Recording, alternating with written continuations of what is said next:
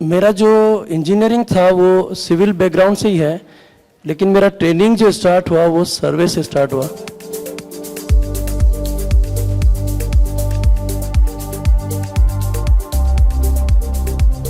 हम लोग ने सबसे पहले इक्विपमेंट यूज़ किए थे थियोडोलाइट्स एंड प्लानीमीटर्स एंड लाइक, उसके बाद में टेक्नोलॉजीज अपडेट होती गई, हमने भी अपने आप को अपग्रेड किया। उसके बाद में हम लोग नई टेक्नोलॉजीज को यूज़ करते हुए सर्वे के पार्ट को कैसे एक्सपोजर किया जाए, उसके लिए हम लोग ने इंडस्ट्रियल एक्सपोजर को हमने यूज़ किया। अभी हम लोग ने रिसेंटली अदानी पावर के साथ में काम किया है, जो कि ड्राई पोर्ट बना रहा है गुजरात टू राजस्थान अरेबियन सी के साथ में। उसके लिए हमने अभी drone survey, topographical survey with underground scanning work किया है। ये हमारे एक्सट्रीम क्लाइंट्स हैं, इनके लिए हम लोग सर्विसेज ऑलरेडी प्रोवाइड कर चुके हैं। केन इंडिया, ऑक्टोमेक, एटमास्को, सेंसकेयर, Larsen and Toubro, Adani power, railway सिस, SR, Kalpataru, JSW, Indian oil and omnipresent robotic technology. These are our esteemed clients. Services we offer that the drone survey, land survey, road survey, cadastral survey, building survey, transmission line survey and hydrographical working. ये project है हमारा सबसे बड़ा project हम लोग ने किया है। ये MPT Barmer Rajasthan Mangala processing terminal है। क्रूड ऑयल के लिए ये जो टर्मिनल बनाया है, इसको स्टार्टिंग से लीड हम लोग ने ही किया है। लैंड एक्विजिशन से लेकर के क्रूड ऑयल के वेल तक हम लोग ने वर्किंग किया है। ये प्रोजेक्ट वैल्यू 4000 करोड़ है। इसकी total value of project is 4000 crore. उसी के साथ में ये बीएसपीएल बाड़मेर सलाया पाइपलाइन से 450 किलोमीटर्स जो कैन एनर्जी का बाड़मेर वाला जो प्रोजेक्ट है उससे अटैच करके इसको गुजरात लेके गए लाइन को। ये लाइन जो है pre heated insulated line, world की पहली 450 किलोमीटर लाइन से, ये वर्ल्ड की सबसे बड़ी लाइन है। ये आप चाहें तो गूगल पर इसको सर्च करके देख सकते हैं। हम इसी प्रोजेक्ट के पार्ट रहे हैं।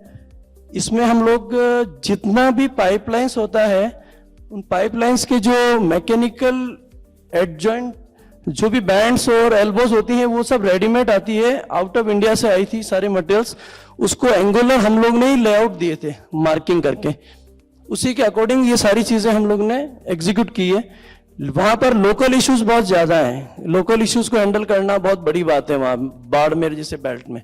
और टेम्परेचर 55 डिग्री है वहां पर, 55 डिग्री टेम्परेचर में वर्किंग करके हम लोग काम किए।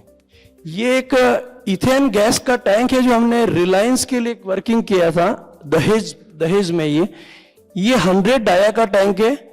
100 डाया का टैंक, इस प्रोजेक्ट का नाम था टाइटन प्रोजेक्ट। टाइटन प्रोजेक्ट जो है वो आपका वर्ल्ड रिकॉर्ड है। ये इस प्रोजेक्ट को 500 करोड़ की वैल्यू है और 8 मंथ्स में कंप्लीट किया है इसको, 8 मंथ्स में। उस प्रोजेक्ट के हम लोग पार्ट रहे हुए हैं। और इसके अंदर में जो स्लैब है, टैंक की जो स्लैब है 1.5 मीटर की स्लैब है और 25 mm का स्टील में स्लैब डली हुई है ये पूरी। उसका स्पेसिंग ओनली 3 इंच स्पेसिंग के अंदर में स्लैब है। वो स्टील का जो स्पेसिंग है 3 इंचेस है। इसमें जो बोल्ट्स मार्किंग है, जितना ये राउंड में बोल्ट दिख रहा है आपको, ये लेआउट हमारे द्वारा दिया हुआ है पूरा। ये इस तरीके से वर्किंग होता है टैंक्स में। आरसीसी का टैंक है पूरा, 500 की वॉल है इसके अंदर में। और जितना भी बोर्ड्स लेआउट हैं सारे, वो सब हमारे थ्रू ही दिए जाएंगे। एक भी 0.1 mm से 1 to 5 mm के बीच में ही हम लोग ने मेंटेन किया है, 1 to 5 mm ओनली। जितना कर्वेचर्स हैं इसके, वो लेआउट देना एक बहुत बड़ा पार्ट था। इंस्ट्रूमेंट को सेंटर में रखते हुए हम लोग ने वर्किंग करवाया था। इसके लिए हमको एक्सीलेंस अवार्ड मिला है, उस वर्किंग के लिए हमको। उसके लिए ये एक हमारा प्रोजेक्ट है ओएनजीसी उरन मुंबई हाई के पास में हमने काम किया था। ये प्रोजेक्ट उरन के अंदर में आपने सुना होगा कि एक प्लांट में ऑयल एंड गैस में आग लग गई थी अभी बीच में 5-6 साल पहले। ये वही प्रोजेक्ट है। ये बिल्कुल सी बीच पर है। इसके अंदर 200 किलोमीटर की अंडरग्राउंड पाइपलाइन है, सी के अंदर है। प्लांट से सी के अंदर जाकर के लाइन गई हुई है उस लाइन के लिए हमने अंडरग्राउंड स्कैनिंग की थी बोट के ऊपर से, बोट के ऊपर। ये हमारा प्रोजेक्ट है रिलायंस जामनगर गुजरात। इसका प्लांट का जो एरिया है वो लगभग 16 किलोमीटर है, 16 किलोमीटर का एरिया है। उसके अंदर हम भी इसका पार्ट रहे हुए हैं। इसमें हमारा जो प्रोजेक्ट वैल्यू था वो 4 करोड़ के आसपास था, ओनली सर्वेइंग पार्ट। ये हमारे ओएनजीसी मैंगलोर रिफाइनरी जो है वो बहुत पुरानी रिफाइनरी है। प्रोजेक्ट के अंदर में एक्सपेंशन आया था ओएमपीएल के नाम से, ओएनजीसी मार्क प्रोजेक्ट लिमिटेड, वो हमने वर्किंग किया था। ये एक्सपेंशन हुआ है, ये पूरा पार्ट, वो एग्जिस्टिंग रिफाइनरी है उधर वाली।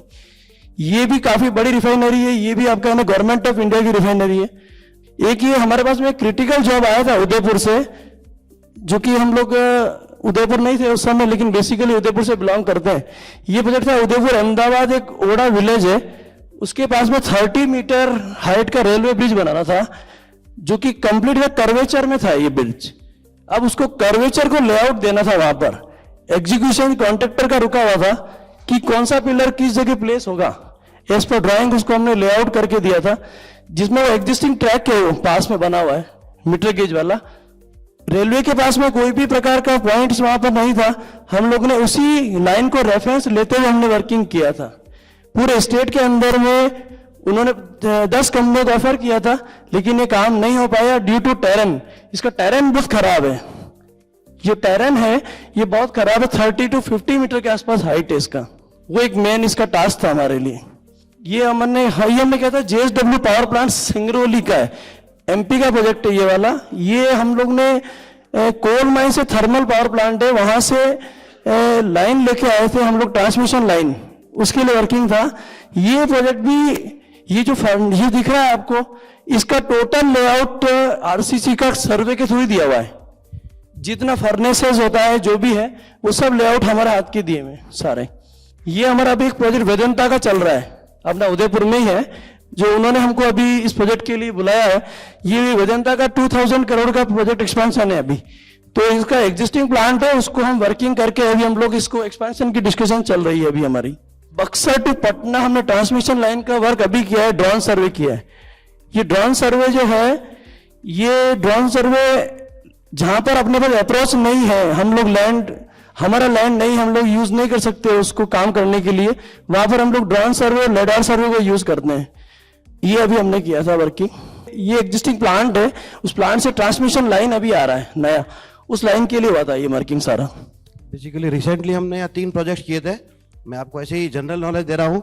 ये बक्सर से लेके पटना 127 किलोमीटर का है। ये दोनों अपने राजस्थान के लिए तो अपने लिए बहुत प्राउड की बात है। 75 स्क्वायर किलोमीटर का जोरादर सांचौर के पास में गांव है, बकासर बॉर्डर लगती है पाकिस्तान की। अडानी का ड्राई पोर्ट भी आ रहा है और सोलर पार्क भी आ रहा है। और यहाँ पर आप सी लेवल 1 मीटर है, सी लेवल ओनली 1 मीटर है। और ये वाला इससे भी बड़ा डबल साइज का 150 स्क्वायर किलोमीटर का सोलर पार्क आ रहा है। जैसलमेर से 60 किलोमीटर दूर मोहनगढ़ एक जगह है वहां पर। ये भी अभी रिसेंटली दोनों प्रोजेक्ट किए, और ये तो मैं कल, ये वाला प्रोजेक्ट तो परसों ही हम लोग फाइनल फिनिश किए। ये हमारी टीम है पूरी कंप्लीटली जो वर्किंग चल रही है, और जहां पर टेम्परेचर 55 डिग्री के आसपास है जहां वर्किंग चल रही है। ये जो ऑब्जर्वेशन चल रहा है इस पॉइंट का, वो चलता है आपका 10 आवर्स के आसपास, मतलब 10 आवर्स ये मशीन यही रहेगी। ये पूरा डीजी पे जितने सैटेलाइट्स हैं हमारे पास में, वो सैटेलाइट्स कवर होने जरूरी हैं, जितने उसको रिक्वायर्ड हैं उसको अकॉर्डिंग टू डिस्ट्रिक्ट और अकॉर्डिंग टू स्टेट ये वेरी करते हैं। और इसके इश्यूज बहुत आते हैं जब बॉर्डर के पास काम करते हैं ना, तो हमारे जो सैटेलाइट कनेक्टिविटी इंस्ट्रूमेंट्स है उन सबको ब्लॉक कर सकते हैं, तो उसके लिए पहले परमिशंस लेनी पड़ती है, इवन ड्रोन फ्लाई की भी परमिशन लेनी पड़ती है। और ये जो अभी लग रहा है ये DGPS है, ये स्टैटिक मोड में भी चलता है और RTK मोड में भी चलता है। स्टैटिक मोड में इसकी एक्यूरेसी बहुत अच्छी आती है, approx 1 to 5 mm global coordinates आपको फाइंड आउट करके दे देगा। और इसको RTK मोड में चलाएंगे तो 5 to 10 mm वो इंस्टेंट वैल्यू देगा। अभी यहाँ वैल्यू रखेंगे इंस्टेंट आ जाएगी, और ओपन ग्राउंड होना चाहिए। ये हमारे वहीं प्रोजेक्ट की कुछ फोटोग्राफ्स हैं। ये ड्रोन सर्वे, ये हमने वहीं अडानी का जो काम किया था। ड्रोन बेसिकली UAV नाम से जानते हैं, बेसिकली अनआइडेंटिफाइड एरियल सिस्टम बोलते हैं, और V से व्हीकल होता है। तो UAV में क्या होता है, 400 फीट तक की हाइट तक आप अलाउ है, DGCA की तरफ से आप फ्लाई कर सकते हैं। इसमें 2 टाइप के आते हैं, एक आता है क्वाड कॉप्टर। क्वाड कॉप्टर में क्या होता है, 4 पंखे लगते हैं और उड़ता है। बट उसकी लिमिटेशंस होती है। जो शादी में ड्रोन उड़ता है ना, उसको बोलोगे कि 4 घंटे के लिए ऑटोमेटिक उड़ और वापस यहाँ आ जा, वो नहीं आ सकता, क्योंकि वो एक एप्लीकेशन बेस है, उसकी लिमिटेशंस है। ये जो है ये फिक्स्ड विंग ड्रोन्स है, इसको अपन यहाँ से फ्लाई करेंगे। इसकी बैटरी भी अच्छी होती है, हाइट पे उड़ता है, और इसको कमांड देने के बाद में यहाँ फ्लाई किया है, अगले 2 घंटे बाद फ्लाई करके अप्रोक्सीमेट 400 हेक्टेयर का एरिया कवर करके वापस यहाँ रिटर्न हो जाता है। जैसे हमने 150 स्क्वायर किलोमीटर एरिया कवर किया, तो विद इन 6 डेज हमने 150 स्क्वायर किलोमीटर का एरिया कवर कर लिया इसके अंदर। इसके बाद कुछ सर्वे के कुछ बेसिक पॉइंट्स हैं। सर्वे 2 टाइप से होता है, above ground, below ground. Technology use होती है अबव ग्राउंड में, टोटल स्टेशन आप सभी नोन है, डिजिटल लेवल, ऑटो लेवल। सबसे पहले डंपिंग लेवल चलते थे, उसको रिप्लेस किया ऑटो लेवल ने, ऑटो लेवल को रिप्लेस किया डिजिटल लेवल ने, और आज भी काम आते हैं। ऑटो लेवल सबसे ज्यादा रोड के अंदर काम आता है, जहां भी लैंडस्केपिंग करनी, प्रैक्टिकली कटिंग फिलिंग के अंदर काम आता है। बट हाँ, टीएस सबसे बेस्ट है, ऑटोमाइज है, डेटा लिखना नहीं पड़ता है, सारा रिकॉर्ड हो जाता है। आज 3 साल 5 साल बाद भी मांगोगे तो आपके क्लाउड पे रख दूंगा, you can access from anywhere everywhere. DGPS RTK differential global positioning system, ये मैं आपको बता चुका हूँ, स्टैटिक और डायनेमिक दोनों मोड में काम करता है। एक आता है ड्रोन, ड्रोन में आपको बताया 2 टाइप के हैं, फिक्स विंग और क्वाडकॉप्टर। एक आते हैं लिडार, ये होते हैं light detecting and ranging. Basically जैसे इस वाले एरिया का, ये आपने आर्कियोलॉजी डिपार्टमेंट में सिटी पैलेस का बाहर से मेजरमेंट लेना है, तो वहां पर ना टोटल स्टेशन काम आएगा, ना डिजिटल लेवल आएगा, ना ऑटो लेवल आएगा, नहीं आएगा। वहां पर आपको लिडार काम आएगा। लिडार फुल एक्यूरेसी से इस वाले रूम का लेना है, इंटीरियर एक्सटीरियर प्लांट किसी भी चीज का ले सकता है। प्लांट के अंदर मेजरमेंट ले रहे हैं तो आप सोचो कौन सी बकेट कहाँ जा रही है, कौन सी पाइपिंग कहाँ जा रही है, वी कांट इमेजिन। तो इसके लिए लिडार स्कैनर्स आते हैं, फेरो कंपनी के आते हैं। इनकी कॉस्ट बहुत ज्यादा होती है, तो अपने यहाँ काम कम पड़ता है। ये लगभग 45 लाख से अबव चलते हैं, स्टार्टिंग रेंज 45 लाख है। तो जहां पर जरूरत है, सरकार तो मतलब सरकार लेती नहीं है, सरकार काम दे देती है, हम लोग काम इसमें ऑर्डर प्लेस लगभग 25 लाख के आसपास होता है, तो ही ये वर्किंग करवाते हैं लेडार सर्वे। बाकी मुश्किल है बहुत वर्किंग करवाना इसके साथ में। और नेक्स्ट आता है बिलो ग्राउंड। बिलो ग्राउंड में 3 चीजें हैं। GPR है, it's a ground penetrating radar. मैं कुछ वीडियोस और फोटो दिखाऊंगा, आप बहुत अच्छी तरह लिंक कर पाएंगे। Ground penetrating radar. एक आता है DGCAT, एक आता है जायरोस्कोप। DGCAT का काम होता है, ये केबल अवॉइडेंस टूल भी बोलते हैं। इसमें क्या होता है, जैसे एक्सकेवेशन होता है हमारी साइट्स पे, तो जब भी आप भी देखते हैं आपकी साइट्स पे एक्सकेवेशन होता है, तो कितनी बार अंडरग्राउंड फाइबर ऑप्टिक केबल जा रही है, इलेक्ट्रिक की लाइन जा रही है, तो उसका कहीं ना कहीं डैमेज हो सकता है। तो DGCAT होगा तो फाइंड आउट कर लेगा कि इस लाइन पे तू एक्सकेवेट मत करना, या यहां पर करे तो ध्यान से करना। GPR का काम होता है, ये अप टू 5 मीटर तक पूरा स्कैन कर देता है। पोस्ट प्रोसेसिंग के बाद में अपन देख सकते हैं नीचे क्या क्या चीजें हैं, मतलब प्लास्टिक सारी चीजें। मैं आपको स्लाइड में आके फोटो में दिखाऊंगा। और एक है जायरोस्कोप, ये बहुत ही बढ़िया चीज है। जायरोस्कोप वैसे बेसिक तो सभी में होता है, पर अगर आपको गुफा खोदनी है, इस एंड से दूसरे एंड पे जाना है, ट्रू नॉर्थ अगर आपको देखना है, जैसे ही आप गुफा के अंदर घुसेंगे आपके कंपास फेल हो जाएंगे। किसी भी गुफा में आप घुसना, आपके कंपास फेल हो जाएंगे। ये जायरोस्कोप भी लगभग 30 लाख के आसपास इंस्ट्रूमेंट आता है। इवन अपने जितने प्लेन्स होते हैं ना, एरोप्लेन फ्लाई करने के टाइम भी उसको ट्रू नॉर्थ दिखाने के लिए यही काम आता है। तो ऐसी बहुत सारी टेक्नोलॉजीज है। और इवन जो ड्रोन्स हाई लेवल के हैं, ड्रोन बेसिकली 1.5 लाख रुपए से स्टार्ट होते हैं। जो अपने ये फोटोग्राफर जो चलाते हैं ना, वो लगभग वहां से होते हैं। और सर्वेइंग के जो लीडर के साथ में ड्रोन आते हैं, वो अप्रॉक्स 30 लाख से स्टार्ट होते हैं। वो जैसा यूज है वैसी चीजें टेक्नोलॉजी बनी हुई है। ये जैसे TS टोटल स्टेशन मशीन है, एप्लीकेशंस। TS कहाँ का काम आता है? अपडेटिंग मैपिंग्स हैं, topography survey, hydrographic, cadastral products, project construction survey, road railways and mining. लोग सिर्फ सर्वे मतलब टोपोग्राफी समझते हैं, उसके अलावा सर्वे बहुत तरीके का होता है। जो जब तक इंडस्ट्रियल एक्सपोजर नहीं होगा आपके पास में, जब तक आप उस चीजों को समझ नहीं पाएंगे। आज रेलवे का सर्वे आपको करना है तो टोपोग्राफी उसमें यूज नहीं होती, उसमें आपको कर्वेचर्स और सारे 1 mm में मार्क करके देने पड़ेंगे आपको, लेवल्स के साथ में। रिमोट एलिवेशन, यदि कोई हाई टेंशन लाइन जा रही है ऊपर से और मेरे को इसकी हाइट चाहिए ग्राउंड से, कितनी क्लियरेंस है, तो आप बिना किसी मेजरमेंट टेप के इसको आप प्रोवाइड कर सकते हैं। कि यहाँ प्रिज्म रखा हुआ है, यहां से वो हाइट आप डायरेक्ट इंस्ट्रूमेंट से मेजर करके बता सकते हैं, और वो भी 5 mm के अंदर मिलेगी आपको। जनरली हाईवेज और रोड्स के ऊपर क्लियरेंस ये होता है इतने मीटर से ऊपर होना चाहिए, तो ये इसी से फाइंड आउट। 2 बेनिफिट और भी हैं इसी ऑप्शन के, कि यदि आपके पास सी लेवल यदि बढ़ रहा है, मान लीजिए पानी का लेवल बढ़ता है, तो वो मेजरमेंट मांगते हैं हर साल कि इस ट्रांसमिशन लाइन से ये कितना नीचे। ये आपका RDM रिमोट डिस्टेंस मेजरमेंट है ये। इसमें जैसे 2 आदमी यहाँ खड़े हुए हैं, दोनों के बीच का मेजरमेंट ये इंस्ट्रूमेंट डायरेक्ट दे सकता है यहीं से। उसके लिए आपको मेजरमेंट करने की जरूरत नहीं है, दोनों कोऑर्डिनेट के बेसिस पर। Angular measurement with 1 second accuracy. लोग टोटल स्टेशन मतलब ये समझते हैं कि टोटल स्टेशन सभी एक जैसे होते हैं, जबकि ऐसा नहीं है। टोटल स्टेशन की एक्यूरेसी बहुत सारी है, 5 सेकंड एक्यूरेसी है, 6 सेकंड एक्यूरेसी, 1 सेकंड एक्यूरेसी, ऐसा है। तो यदि आपको एक्यूरेसी 1 mm में प्रोवाइड करनी है तो आपको 1 सेकंड एक्यूरेसी यूज करना पड़ेगा। यदि आपको एक्यूरेसी 6 सेकंड आप यूज कर रहे हैं तो आपकी 6 सेकंड के अंदर में आपको 5 to 8 mm के आसपास एक्यूरेसी प्रोवाइड करेगा। Stake out the coordinates. यदि कोई अननोन कोऑर्डिनेट्स को आपको मार्क करना है, किसी ड्राइंग में दिया हुआ है, उस कोऑर्डिनेट्स को मार्क करने के लिए टोटल स्टेशन को यूज होता है। और सारा डेटा जो है वो आपको रिकॉर्ड सर्वे जो है डाउनलोड आप कंप्यूटर में कर सकते हैं। ये आपका डिजिटल लेवल है। एक्चुअल में डिजिटल लेवल जो है वो हमने यूज किया था पेट्रोलियम में। उसमें एक पंप आया था फ्रांस से। उस पंप के जो 4 कॉर्नर्स है उनका लेवल्स हमको प्रोवाइड करना था माइक्रो एमएम में। माइक्रो एमएम में हमने उसको 4 कॉर्नर्स प्रोवाइड किए थे फाउंडेशंस के, क्योंकि उसका पंप का प्रेशर इतना था कि वो बस्ट हो सकता है पंप। ये एक हमारा प्रोजेक्ट था, ड्रोन सर्वे नोएडा के अंदर बनाया था। इसमें एक टैंक का लेवल हमको मार्क करना था सल्फ्यूरिक एसिड का। उस सल्फ्यूरिक एसिड के लिए ड्रोन से किया था सर्वे। ये सारा ये इस टैंक के अंदर का लेवल्स बताएगा अभी पूरा, अंदर में कितना लेवल्स में सल्फ्यूरिक एसिड आपका फिल है। ये टैंक्स के लेवल्स सारे कहां तक ये फिल है, कहां तक ये नहीं फिल है, उसके लिए हम लोग डेटा, वहां आदमी जा नहीं सकता अंदर में, इसकी वजह से हम ड्रोन से उसको यूज करते हैं। ये आपके निम्बाड़ा का जो प्रोजेक्ट है, इसमें जो कोल जो आपका जो लाइम स्टोन जो रखा हुआ है उसका वॉल्यूम नहीं हमने काउंट किया था विद इन फ्यू सेकंड्स में। ये आपको एक छोटा सा एक वीडियो है ड्रोन का, आप देखें। From mining to construction, topographical surveying is essential for getting the job right. The rise of drone technology is changing the way surveying is done, making it accessible to a wide range of industries. Drones offer enormous opportunities for surveyors and GIS professionals. With the help of drones, it is possible to carry out surveys and process and deliver surveying data in a timely, accurate, and safe way.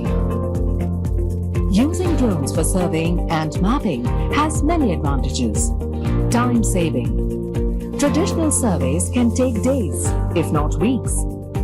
With the power of drones, a survey can be completed in hours, and the collected data and imagery can be processed on the same day.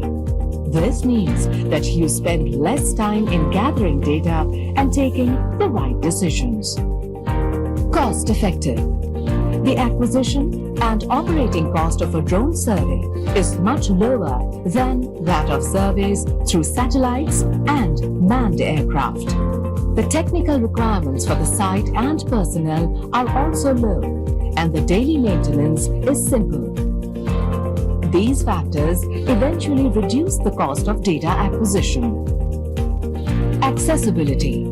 With the help of drones, you can easily survey those areas that are otherwise difficult or even impossible to access. For cliffs, rugged terrain, and other areas where conventional surveying is challenging and time-consuming, drones offer a great advantage. Accuracy.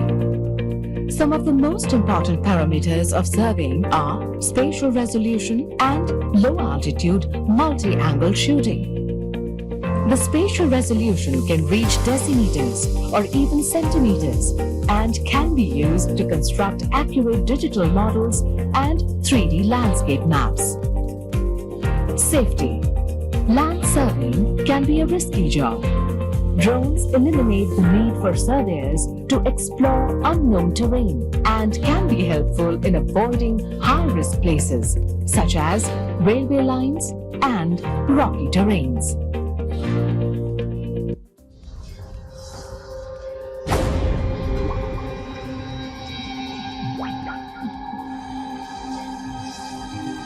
ये last video है और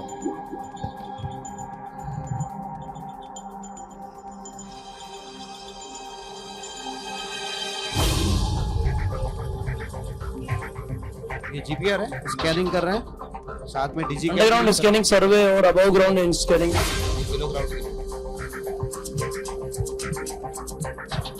scan करके post processing के बाद output दे देगा।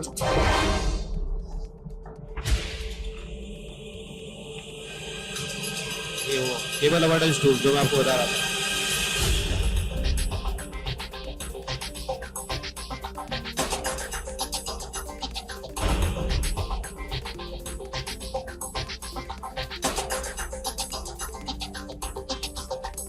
After processing the data,